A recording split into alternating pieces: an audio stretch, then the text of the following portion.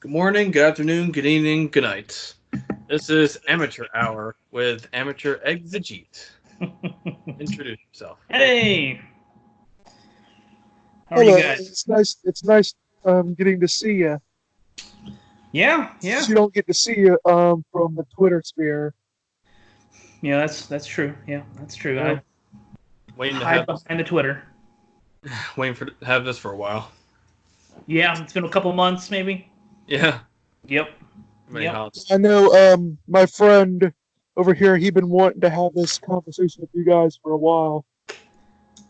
Okay. Yep. So you know, Noticed you on uh, Jackson's channel the other day. Yeah, over at Yeah, Jackson Wheat. Yeah. yeah, we had him here before. Okay. Yeah. All right. I didn't know that. All right. yeah, the All weedy right. man. First things first, tell the dear audience about your background and how you ended up doing whatever it is you do.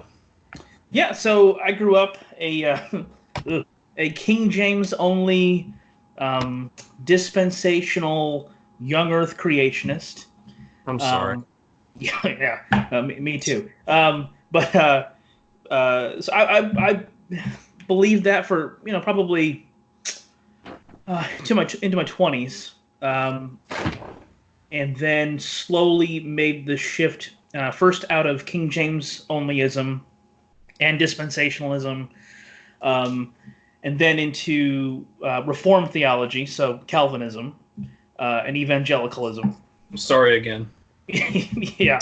And then, of course, eventually into a kind of theistic evolution. Like And that would be like I'm trying to think of his name. Ross. well, Hugh's not a theistic evolutionist. He denies evolution, but he does Well, believe in an old Earth. right. Yeah. Yeah. So I moved to that, and then I don't know. A few years after that, eventually I became an atheist. I just um, made that rather not so lateral move, from belief to unbelief. But that's it in a nutshell. I've Tell talked us how about some of that in my blog, so um, people can tell read us it how there. that happened. Yeah. So, um, well, without getting into too much, too much mud, too much detail, I had gone through a pretty it was a pretty rough time. I was 29 years old, so it was about 2012, and it started to make me question what I had believed.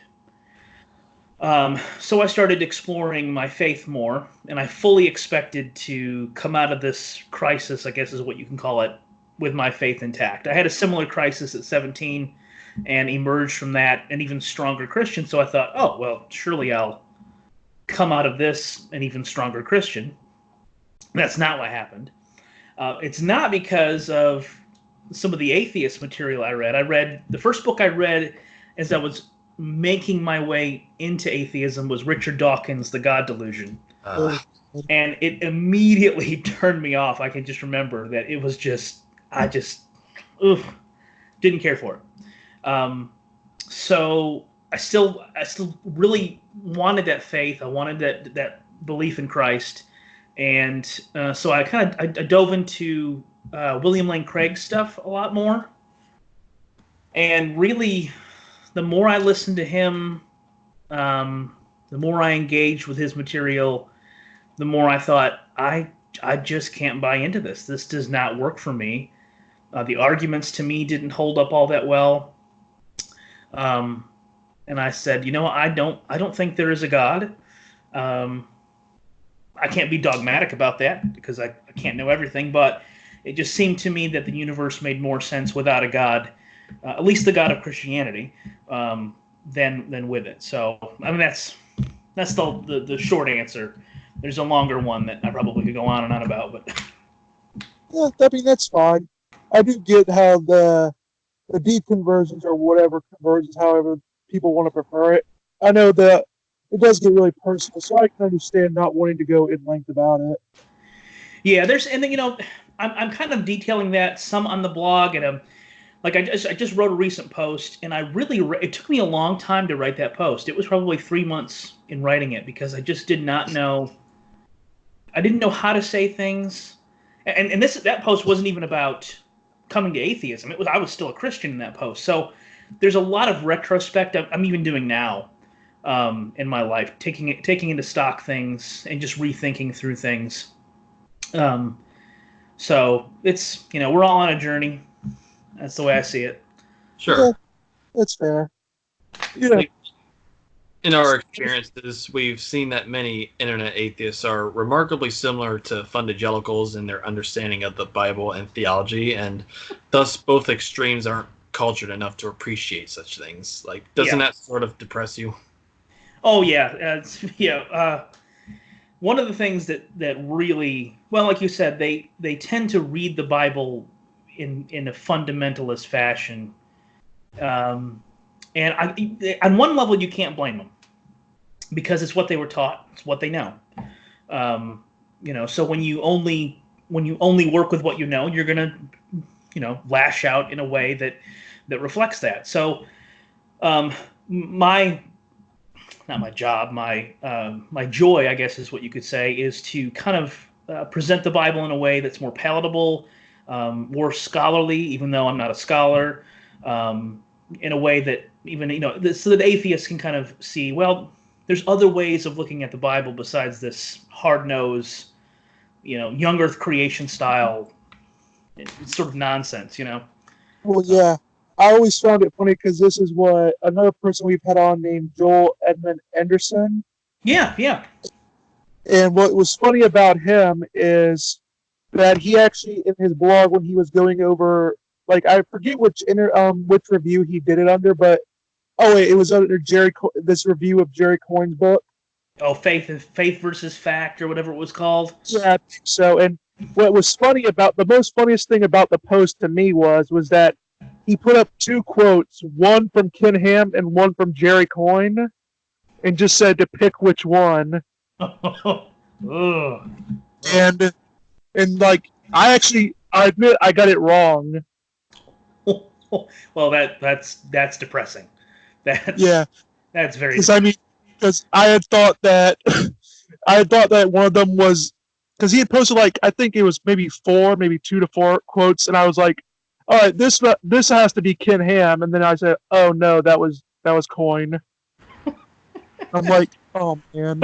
Yeah, I love that piece when he compared Carrier to Ken Ham and cheese. That was funny. I mean, I can sort of.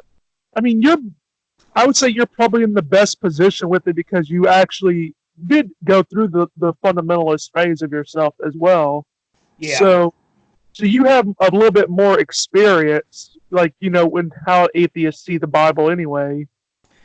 Yeah, and when I first came into atheism, I did kind of have that new atheist phase where I was like, I felt like I'd been lied to all these years, and so you kind of have this anger that builds up, and it took a little while for me to work that out. And looking back, it's a little embarrassing, but I can kind of sympathize with atheists that are just coming into it and have that fervor and that passionate, but when you've been in atheism for like 5-10 years, that probably should start to wane a little bit, So I can forgive it to a point because when I first became a Christian, I was 9 years old, and I had this zeal, like I just wanted to tell everybody, and I made mistakes. I just, as a 9-year-old, 10-year-old kid, you just make mistakes. So there's this zeal, but like the Bible talks about, I think it's in one of the Pauline epistles, it's a zeal without knowledge. So I think a lot of atheists go through that phase. I went through that phase, but after some time, you kind of grow out of it. So. Well, yeah, I think what happens with many atheists is that they play a character for so long.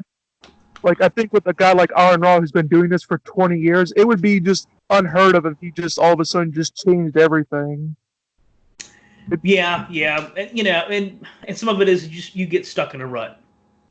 Because I think if he really delved into the scholarly literature and that actually changed his mind on a few things, I think it'd be hard for him to just go back on everything he said for 20 years. Yeah. At least for the Bible, yeah. And the funny thing is that he targets Christianity when he was raised a Mormon. Oh, I didn't know he was raised a Mormon. Well, he says that he was raised Mormon, but he never really, sort of uh, considered himself part of it. Hmm. He I did not. definitely he said he was raised a Christian and he came from a Mormon family, but he never really could identify himself as a Mormon. Yeah. Well, I mean, I could buy that, but I just didn't know about any kind of Mormon background. That's interesting. Yeah, I remember he had talked about it in an interview that he did with, I know he's talked about it before with many people, but the one I listened to was when he said it with Kent Hovind, Oh, where he went into it, said, yeah, he had a Mormon background, but he never really considered himself part of it huh. because his Mormon family were pretty much just Christians. They just happened to go to a Mormon church. Oh, okay. Yeah. Yeah. Well, Either way, his childhood was fucked up to say the least. yeah, Well, that's rough. I mean, if you grow up looking like Genghis Khan, that's going to happen. Something happened down the line. he Or the does have a unique look. That is for sure. the Undertaker meets Attila the Hun. Yeah, I think the Undertaker is probably a better. Oh yeah, he does. I love the Undertaker too, man. I Oh love him too. He's great. yeah. Oh. Yeah. So, But uh, as an atheist who comes in good faith, what do you make of the new atheists slash anti-theists, fundy atheists, whatever they want to call themselves? Yeah. So, um, so like I said before, I can sympathize with a lot of what they say. Um, to a point. There's man, this is really hard to kind of nail down. Um, I can see where, especially in like in American culture, where the religious right has kind of wedged their way into politics, and it's become really gross. I can see where there's kind of this militant atheism, like we need to get religion out of government and out of society. Da, da, da, da. I can sympathize with it, but I think the mistake they make is um, going to the extreme of calling Christians or any kind of theist deluded or any kind of trying to stamp on them some kind of mental health issue associated with believing that God exists. And I don't think that's the case. I don't think people are deluded when they claim to believe in God. Some might be, but I think most people that believe in God do so in good faith. I think generally they probably have decent reasons. Some better than others. Some are believe in God because it's how they were raised. But there's some thoughtful Christians out there. I mean, um, Cameron over at Capturing Christianity. I think Michael Jones, Inspiring Philosophy. Eric Manning, who does Is Jesus Alive? These are people who I think have a genuine belief in God, and I think they have good reasons for that belief. Whether I agree with them or not is another matter, but I think they have good reasons. And uh, our mutual friends on Twitter, Biblical Historical Context and Ordo Yep, Abchal. yep, yeah, yep. I mean, well, the question is Jesus alive? Well, he was, some 2,000 odd years ago. I think that's gone past it. Yeah, I completely agree. I think he was alive, and I think he's a little bit dead now, but that's okay. I still like him. I also notice you're against Christ mythers, and rightly so. Like, how do you view Yeshua himself? So for me, the historical Jesus, I'm in line with people like Bart Ehrman, Paula Fredrickson, who see him as a apocalyptic prophet who was perhaps a disciple or some kind of an associate of John the Baptist. And so he preached in Galilee, probably went up to Jerusalem frequently, and then in his 33rd year or whatever, he made a trip to Passover. He was lauded as Messiah, and the Pilate decided to have him killed to prevent any kind of insurrection. And so I think I think he clearly existed. I just have no doubt about that. But I just don't think he was the miracle working Son of God that Christians think of him. Well, I always put it the funny way is like people say, do you believe Jesus was the Son of God? I'm saying, well, in Jewish culture at the time, to be a son of God was to be a Jew. Yeah, exactly. Yeah, so yeah, the moniker "Son of God" is taken by Christians to mean the son of a like the literal son of a deity, or in the sense of like what the Book of John talks about. He's in the beginning was the Word was with God, the Word was God. So, but yeah, you're right. In first century in Second Temple Judaism, a son of God was a Jew. A son of God could be the Davidic Messiah. There's different ways or different things that son of God could mean that did not necessarily entail he was divine. And I think this is how the Synoptics understand it. Christ-Smithers love this theory that because Augustus Caesar was called Son of God, that they copied off of him, but that's not really the case. He was the son of the god Julius Caesar. Forgot how you pronounce it in Latin, but yeah, he was the adopted son, wasn't he? Yeah. Augustus was the adopted son, and in Roman culture, the adopted son was the one who inherited. Yeah. And then they said he was the divine son of the god because Julius was deified upon his death. Yeah, which isn't anything like what happens in the New Testament. This is an entirely different animal altogether, So yeah, I think it's Chris Hansen who wrote a post about parallelomania. Yeah, they see parallels everywhere, so therefore it must be that Jesus was, and no, that's not how it works. That's not the case. So you ever want to thoroughly debunk that? Just to any nutty Christ-Smither, that level of Christ-Smither who comes to you, just link them to Inspiring Philosophy series on it. He goes through every single demigod that they compare Jesus to. Yeah, Horus and all those. Yeah, Krishna, Horus is the funniest person to actually compare Jesus to, because when you actually read the stories, it's like I don't know a single Egyptologist that would ever make that comparison. Yeah. And yeah, you're exactly right. The background literature for the New Testament images of Jesus is clearly the Hebrew Bible. That's the background. The background isn't all these other. I mean, undoubtedly there's some influence, but it's so minor compared to how the gospel writers were influenced by the Septuagint. And if you miss that, you've missed everything. Now, mythicists will go to the extreme and say, well, see, all these stories are from the Old Testament, so none of it happened. All of it's fake, And I think it's Mark Goodacre who said the Gospels are a history scripturized. That it's this idea that they've taken snippets of history and used scripture to frame it. I think that's probably right. For the most part. I mean, there's obvious embellishments, but I think that's for the most part correct. And there's the other line of Christ-Smithers who even reject that zeitgeist comparisons and will point to these other demigods and say, see, he wasn't compared to those gods, he was compared to these gods. Yeah, it's perplexing. And that's not to say that all Christ-Smithers are, wackadoodles or deluded, as some atheists would call Christians. I just think, there's some very sincere mythicists that I've talked to, and they have really very interesting arguments, and I've had some good conversations. I just don't, for the most part, it's almost entirely emotional position, kind of like younger creationism. Yeah, it tends. Yeah, I think to some degree, I think it does tend, at least on a very popular level, it certainly is, because the arguments that you can get into get very heated very quick, and that to me reeks of fundamentalism. So yeah, I think the thing is that many atheists, mythicism was their gateway into atheism.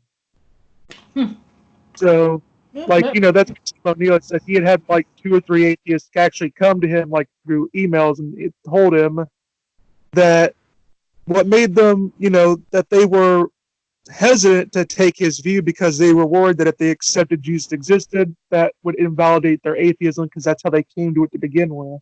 Oh, that's interesting. I hadn't thought of that because for me, that I hadn't even encountered mythicism until after I was already an atheist.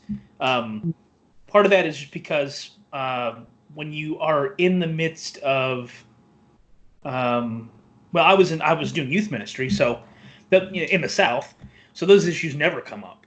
The more common issues that came up for me were, hey, Dan Brown said this in the Da Vinci Code. What do you think about that? Or I mean, seriously, I think that frequently that kind of crap came up. So the apologetic that I had built was more geared toward those issues, and mythicism.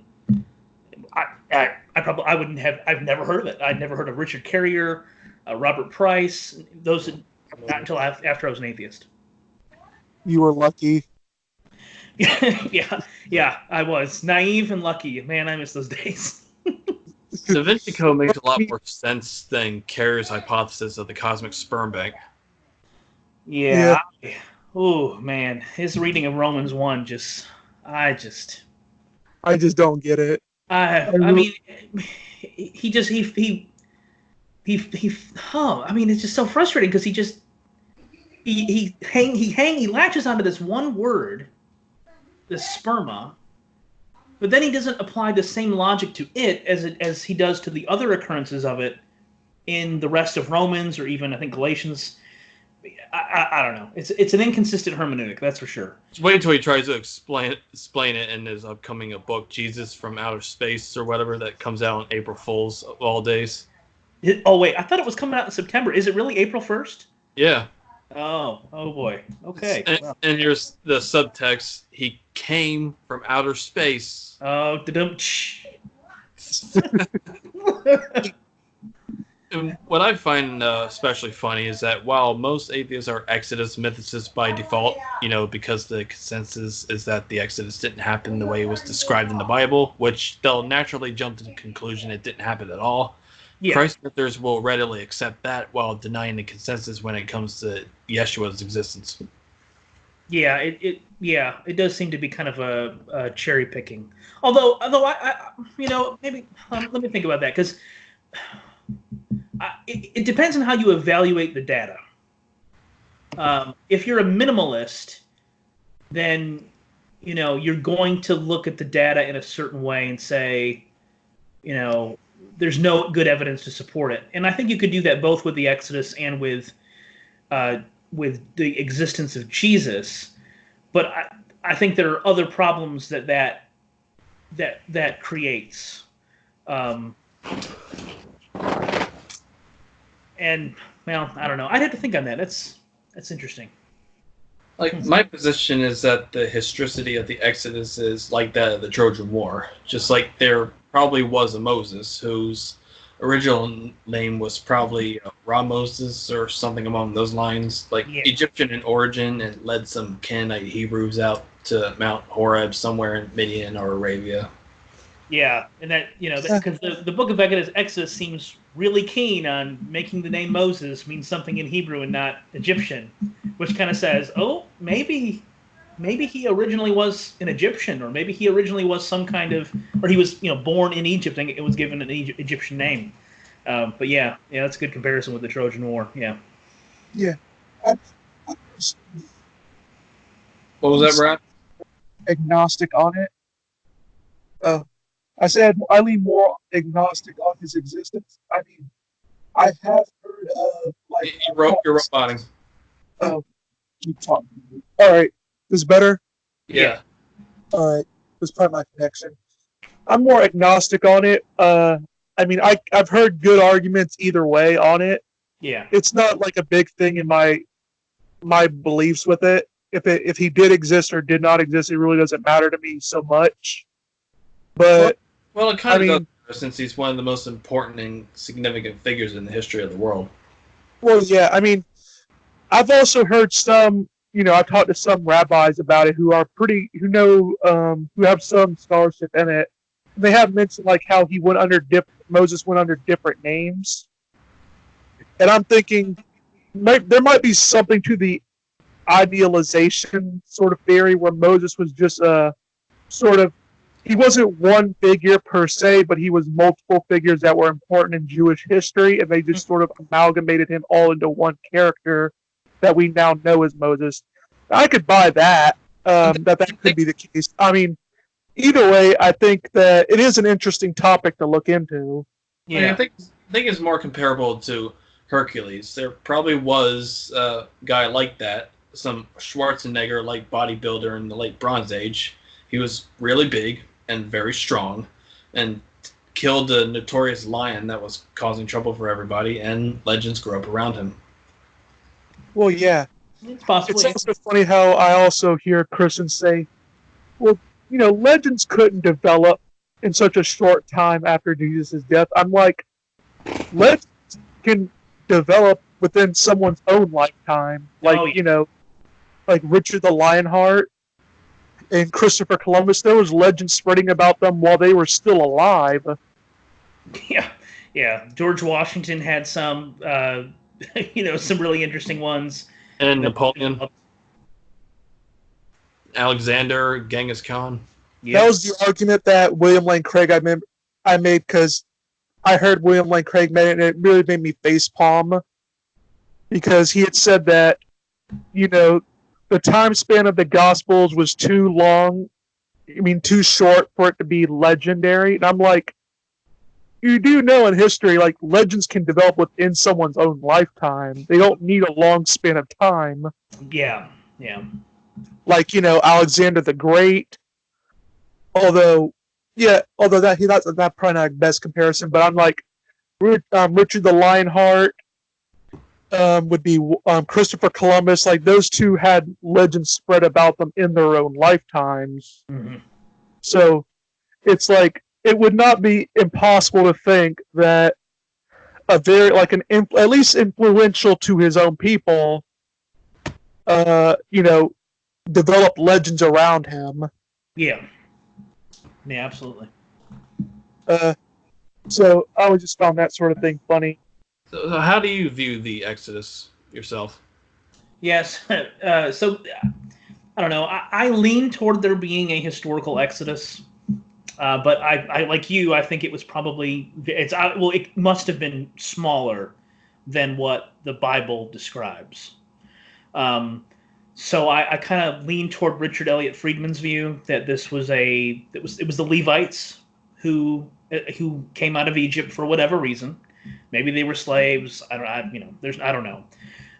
But they left Egypt, came to Canaan, where they encountered these Canaanites that had confederated, which was ancient Israel, and merged with them, brought the worship of Yahweh to them. So you see the god El, Baal, some of their traits merging with Yahweh, who is this kind of a warrior god, and that's when the Jewish cult, the Israelite cult, really kind of came into its own, especially as it progressed toward monotheistic understanding.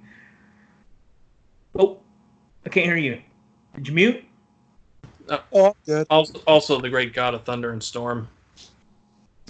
Yeah. Well, especially when he merges with Baal. I mean, Baal is the storm god. He rides on the clouds in the Ugaritic literature, and this is exactly how Yahweh is described, as he rides on the clouds. I always figured that the warrior persona attributed to Yahweh was kind of based on Anat. Yeah, well, I'm trying to think back to Mark Smith talks about this in his book, and if I remember correctly, he goes through Anat, but he doesn't think there's very good comparisons with Anat in the biblical literature. But I could be wrong. I have to look it up. Then there's also the wisdom figure in the Proverbs that was Asherah. Yeah, Asherah. There's lots of references to her all over. It's often hidden by English translations. Sometimes rightfully so, because sometimes it's kind of subtle, and it's meant to be subtle.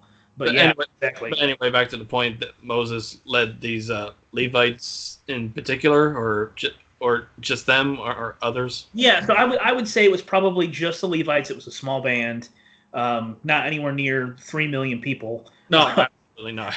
Yeah, You, but and there's and you know you got that many millions of people living in one town in Egypt at that one time. They oh weren't slaves. They were there by a choice. yeah, they would be conquerors. Exactly. Yeah. I mean, it would take a miracle for them to be slaves. you know. But yeah, exactly. It's just a ridiculous amount. But the reason that it's inflated is for polemical purposes. Is to say, Right. God's been behind them. He's made them reproduce and become fruitful, and it's obviously there's theological and political.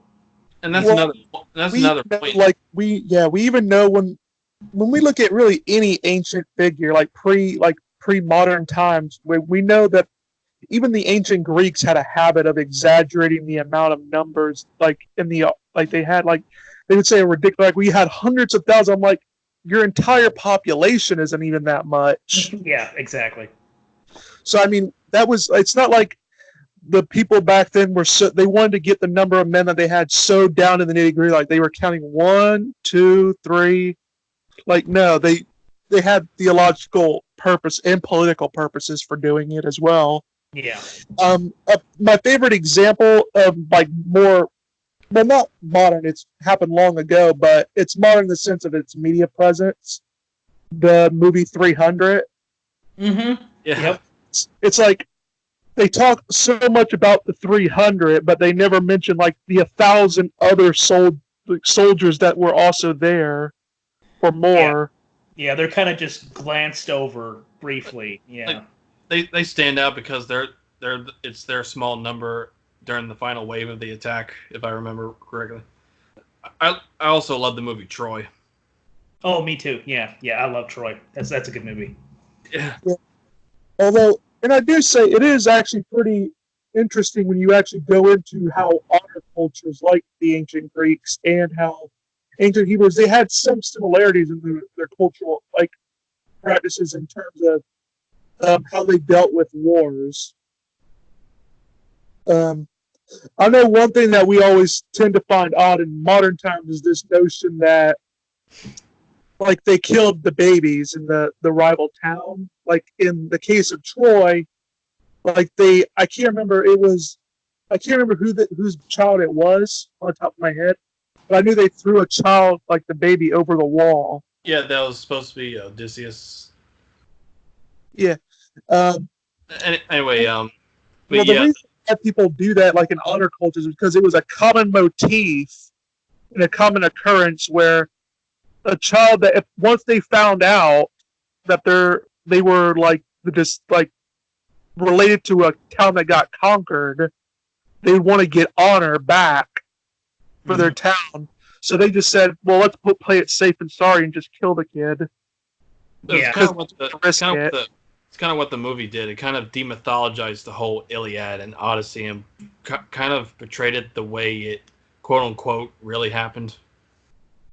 Yeah, I mean, yeah. Although I don't think we'll ever know how it really happened. No, probably the Mycenaeans and the Philistines were involved, but we don't really know. But not like the Ten Commandments, which is one of the best movies ever made. It's just didn't happen that way. Yeah, but you gotta love Charlton Heston. You gotta love him. Yeah, Charlton Heston, Yul Brynner. Yeah. I mean, not as good as Soylent Green. Soylent Green was good. Yeah. I remember I actually put a video up on my own channel going over a sort of misconceptions that even I had about the Canaanites with Frank Turek and many apologists say about them. And I actually used John Walton where John Walton actually goes about misconceptions about the Canaanites, where Christians like to go through the whole universalism motif, where it was common back then for them to use universalist language when doing wars. I wiped them all out. Yeah, they're all dead. And then you wonder the next book they're fighting them again. I'm like, wait, what? Yeah. Like the Merneptah stele in Egypt is one of those examples where he goes through and he says, I conquered them, I wiped out these people. He even mentions Israel. Israel's seed is not, what? No, this did not happen. But yeah, you're right. It's this exaggeration. You know, um, There's But, exaggerations. I remember, but here's the funny thing about that is like Christians will take that example, but they won't think about the other motif, the invincible barbarian motif. yeah. Oh yeah, yeah. That's a very prominent one. Yeah. Yeah, because they'll completely ignore that so they can demonize the Canaanites. Yeah. Like, Yeah. but they forget that it was a very common motif back then to paint your enemy as the worst possible people possible. Make them seem uncultured and everything like that. Yeah, well, you see these etiologies all over the place in the Hebrew Bible, especially the Book of Genesis. Whether it's like the curse on Canaan, the son of Ham, Yeah, or the children of Lot and his two daughters, which is Moab and Ammon, I believe. that's just obviously propaganda. Exactly, yeah, it's political propaganda, and oh man, the guy you need to talk to about that is Mira Scriptura. I don't know if you've ever encountered him on Twitter. He's been off for a while. He's got some things going on, but man, he does mirror reading with the Bible, and man, he picks up on that political stuff real quick. He picks it up and he can elucidate it, and it's absolutely fascinating. And this is also a problem for fundagelicals when they read Joshua and Judges, because they're both each telling the different versions of Israelite origins. Like in Joshua, it's a compression of loosely connected events and illustrates one swift invasion of Canaan, and that's it. But then in Judges, you'll find out there's still Canaanites around, even though the book of Joshua said wipe out all the Canaanites. Yeah, the book of Judges, I think, starts out like like completely complete 180, like as if Joshua never happened. Even though this is in the same vein of literature, this Deuteronomic literature, it's like, oh, nothing. We didn't wipe out anybody. We still got to fight. What? Did you not just read the previous book? and you killed everybody. And Judges kind of expands the situation to 300 years, because that would be the time that Egypt would have dominated Canaan, and if we're to take Judges, it would probably take place in less than 100 years up until David's time, since the collapse of the Bronze Age. Yeah, they would have been right on the cusp there. Yeah. Oh, well, speaking of Bronze Age, how do you feel like, being an expert and obviously a fairy tale ancient Bronze Age goat herder book? Well, number one, I'm not an expert, but yeah, that man, I'm so sick of seeing that. Oh. You're more of an expert on the Bible than Carrier is. Well, I don't know about that either, but I'm just trying to be nice. His PhD. Anyway, yeah. Those Bronze Age goes. Anytime I see that meme or see that referred to, I'm thinking, you really don't know anything about the Bible, do you? Like, you have zero knowledge about when it was written, by whom it was written. Oh, especially when they compare it to Harry fucking Potter and Lord of the Rings and Twilight and superhero comic books. Like, that's just beyond asinine. Yeah. Well, I think Lord of the Rings fights are more entertaining, in my opinion. Although, I actually do believe Tolkien actually used the Old Testament a bit to model some of the battles in there. Although I could be wrong with that. I know he did pull a lot of biblical elements. You're roboting. Oh. Anyway, Lord of the Rings was supposed to be an imagined past before civilization. Like the Return of the King ended right around just before civilization as we know it began 6,000 years ago. Interesting. I've read the books. I just didn't know all that. Yeah. I'm like, what's funny is another funny misconception I often hear is on Atheist Republic, where it says, where they'll make fun of Moses for wandering the desert for 40 years. I'm like, for one, even taking this young Earth creationist literally, Moses and his people were nomads. Mm-hmm. I'm like, they lived everywhere, anywhere they could go to. So, the fact they may have stopped some time to settle down is not really unheard of. But two, 40 is a very numerological number. Exactly. And thirdly, it was implied elsewhere that it was their punishment because they were cowards for not entering the land right away. They made all these excuses like there's giants over there, we're not going to go and get our asses kicked. Yeah, exactly. Yeah, that's another. Yeah, you're right. So I mean, it was always just funny how I often hear those misconceptions.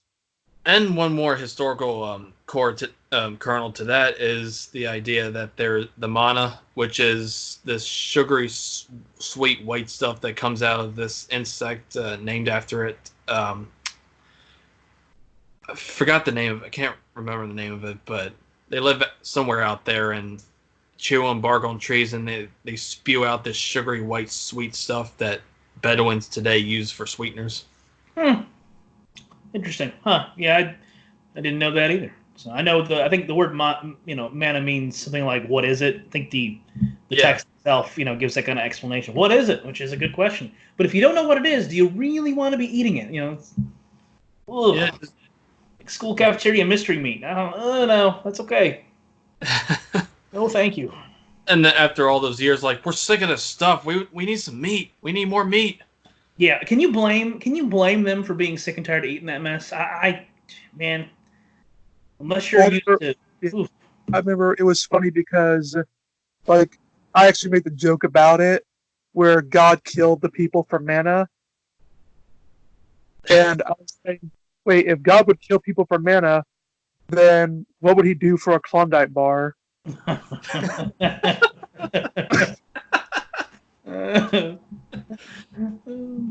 Yeah. Yeah, can you also blame Moses for getting angry all the time because there's always constant complaining for all those years if they did travel that many years? Oh yeah. They're a stiff-necked people, he would say. Yeah, oh yeah. I can understand that. I mean, I Can you not go one day without complaining? It's hot. He's been on his feet all day. Yeah, exactly. Yeah. Well, I mean, I could imagine like it's something like this. If I believe he even told them to shut up while he was crossing more or less told them to shut up while he was crossing the Dead Seas, and it was sort of funny like that because I could have like you just how you know that even Moses couldn't stand his own people at times. Yeah. It's like I imagine somewhere in his mind he was going to say, "You know what? I'm thinking about just bringing you back to Egypt." Yeah, as the meekest man on all the earth, he sometimes had a very hot temper. And you also see that one special Battles BC where they go through all these different battles before Christ, and one of them was they tried to hypothesize that Moses and the Israelites, or Canaanite Hebrews, we should call them, in Egypt were Habiru, this warrior class, and it doesn't seem to add up. Yeah, I don't think very few people hold to that hypothesis these days. It was in vogue probably maybe 40, 50 years ago, I think, but virtually nobody I know holds to that view anymore. Mm-hmm. But it's interesting. I know a common theme that I often hear other atheists go into. It's the same thing that fundamentalists, funny enough, do, is where they take Levitical laws and they take just generally the laws in the Old Testament as just plain out wooden literal laws, even though a lot of them, at least in like Leviticus, were they think of them as penal codes, when in reality they were more educational treaties. Yeah. Yeah. And another thing is a lot of these laws seem to have been written or at least compiled together after the temple was already destroyed.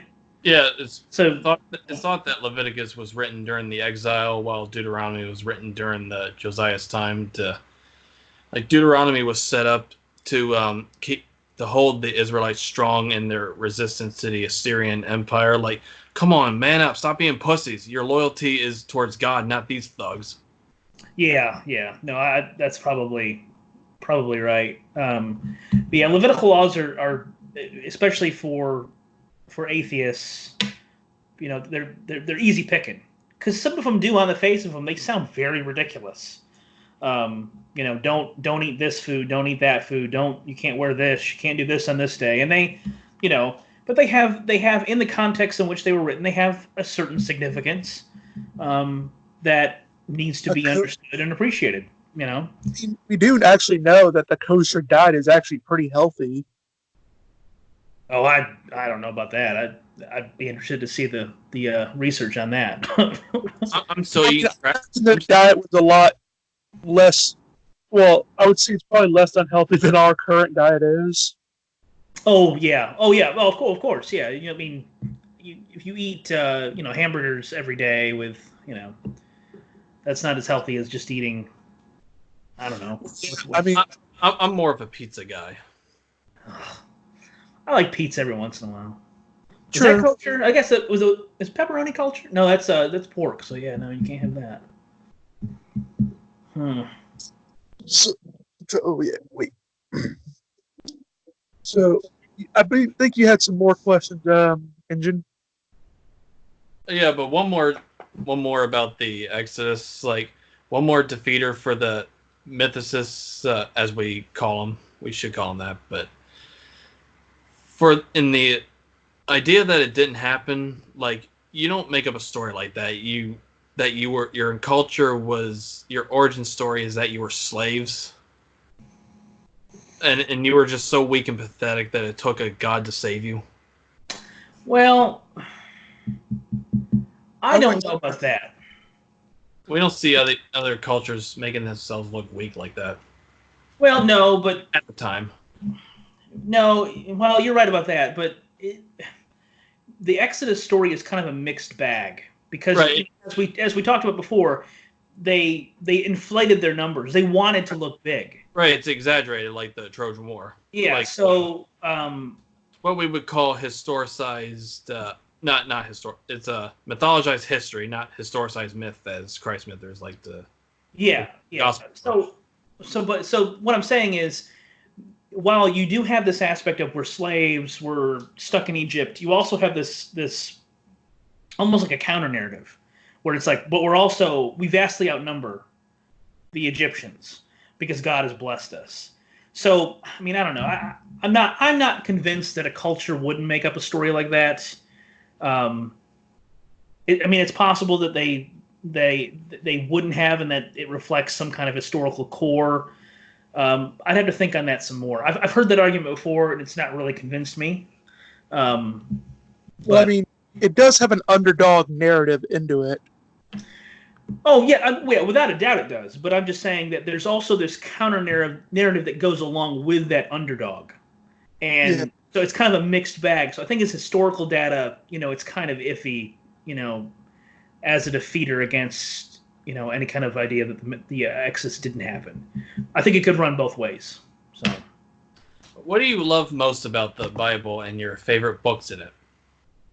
Oh yeah. Well, well, my favorite book is of course the Gospel of Mark.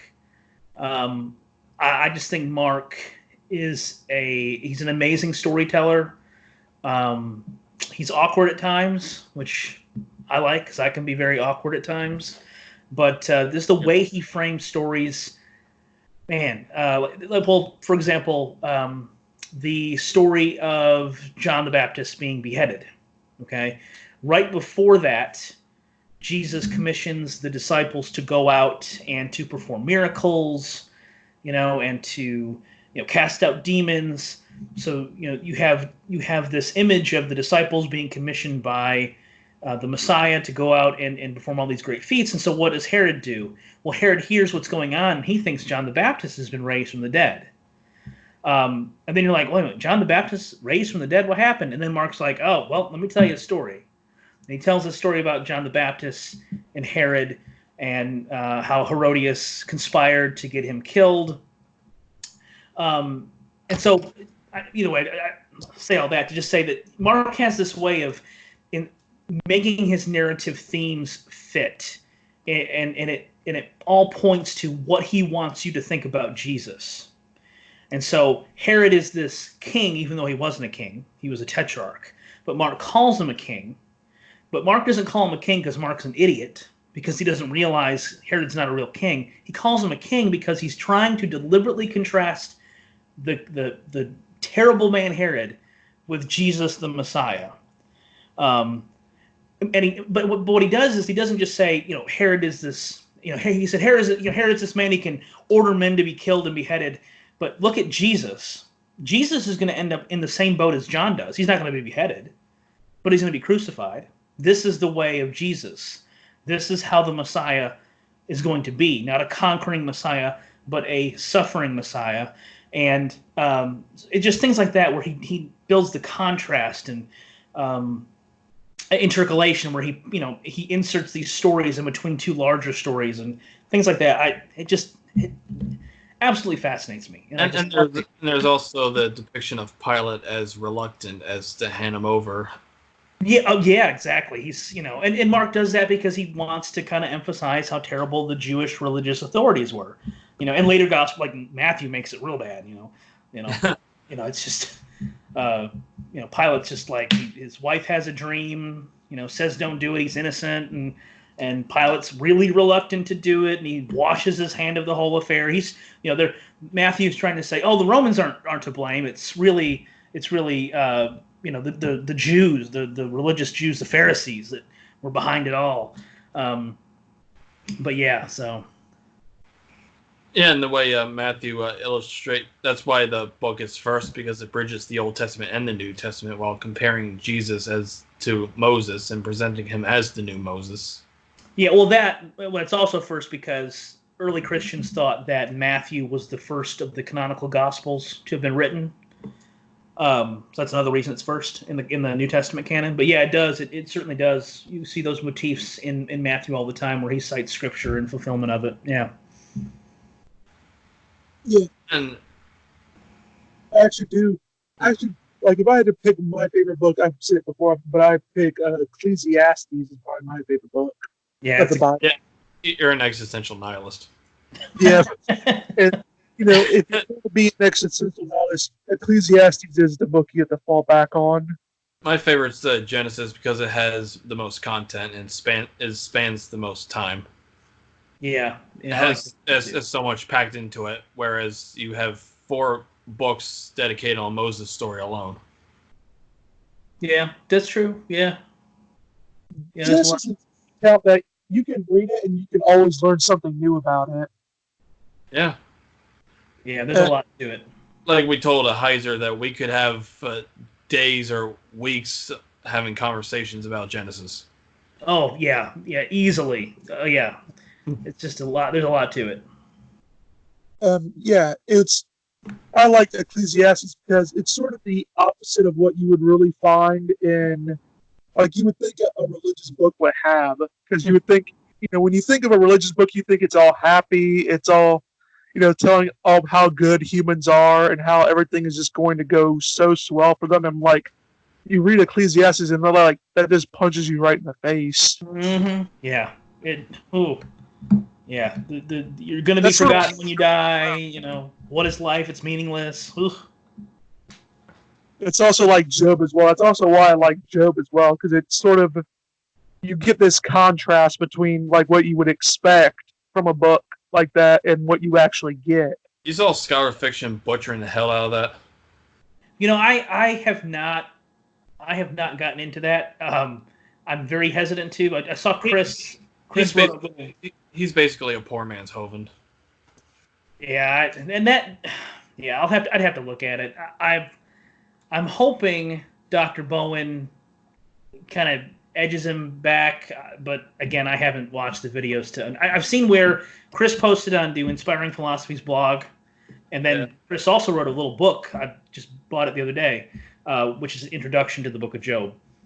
Oh yeah, and you also contributed to Chris's book against refuting Aaron Ron Nelson. Yeah, I wrote the afterword, and Michael Jones wrote the preface to it. Yeah, because most most things, if not literally everything he says outside of biology, is wrong. Yeah, there's. I was looking through his book, Foundational Falsehoods of Creation. Yeah. Creationism, whatever it is, and Yeah. he quotes Ehrman, he quotes some other, and I'm just like, what are you? No, that like he at one point talks about Ehrman says something about the Book of John and how it presents Jesus as divine, and um, and then he says something like, with all due respect to Dr. Ehrman, a lot of scholars don't think this is.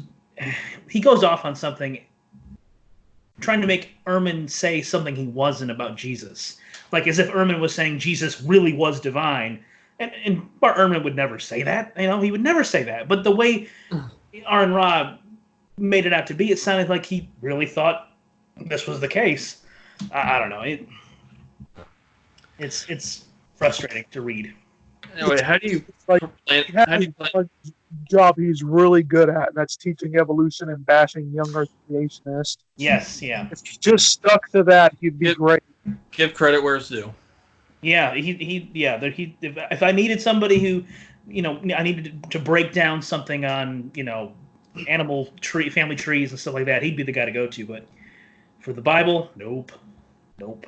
How do you plan on spreading cultural awareness of the Bible towards your fellow non-believers and push back the propaganda that's been plaguing their movement for so long? Yeah. Well, mostly I do it through the website, amateurexegete.com, the podcast. I try to, present. Well, the first season was incongruities in the Gospels, but just basically trying to get good information out there. Honestly, as of late, it gets real discouraging real fast, just because there's so much. It's like a deluge of, just crap, and you're one man standing in the garbage, and it's depressing, to be honest. Thomas will always give you material to work with. Say what? I said S.J. Thomason will always give you material to work with. Yeah, I've man. Well, she's blocked me again. This is she's a friend of ours, but we just don't agree with her on most things.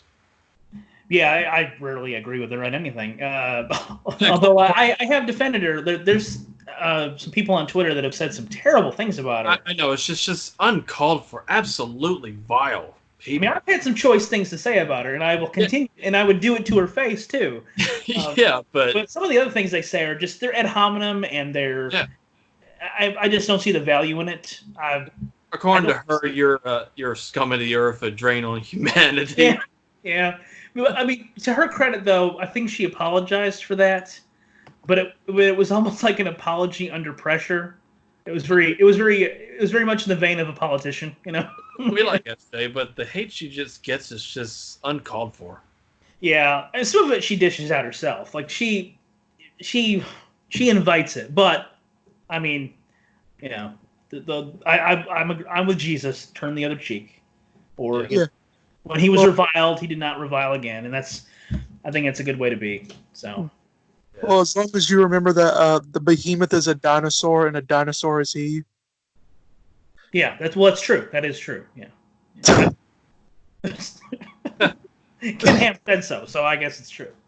Well, I mean, I actually do hate Ben Stanhope for that video because now I got that behemoth is a dinosaur song stuck in my head. Oh my god, it took me hours to get that out of my head. Let's sing about the Bible and open up the book of Job.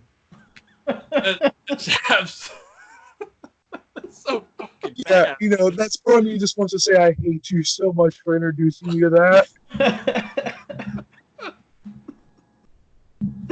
Oh man. The hour mark. That environment, that culture is just so off-putting. I can't. It's bad. It's. My wife was floored because she grew up a Baptist, and I grew up a Baptist. But when I told her that I believed there was dinosaurs on the ark, she was like, "What?" No. Like, where? We were never taught this growing up, I was like, yeah. Leviathan was the personification of watery chaos, and Behemoth was the personification of all land creatures. Yeah, well, these are cosmic. These are probably cosmic beings that God has either subdued because He's created them, or in some versions, like in Isaiah, there's this idea that he conquered them. They're this like you said, Leviathan was this watery chaos that at the creation God conquers. In some iterations, not the whole. The Bible doesn't completely agree on that. There's some texts that don't agree on that, but yeah. Well, we've past the hour mark. Do you either one of you have any final words? Um, any final? Is this Jerry Springer show? Is this It can be. here are my final thoughts? No, yeah, Jerry. yeah. No, I just well, thank you guys for having me on here. I appreciate that. But to any people that are watching, read the Bible, read it critically, read it religiously if that's your thing, but always read it with an eye for how its original audience would have understood it and how the what the meaning of the text was at that time. If you want to apply it to today, that's great, but just don't do it at the expense of the original context. And if you're an atheist, read the Bible more than once. Good Lord, read it more than once. All right. All right. What's the name of your blog? Yeah, so can find you. Yeah, so just go to www.amateurexegete.com. That's all one word, Amateur Exegete, and you'll find the website. There's a link to the podcast. I have a YouTube channel. I don't do a whole lot on there. I hope to change that, but that's there as well. So. All right, follow them on Twitter also. The amateur is up, and amateur hour is up, and we will see you next time.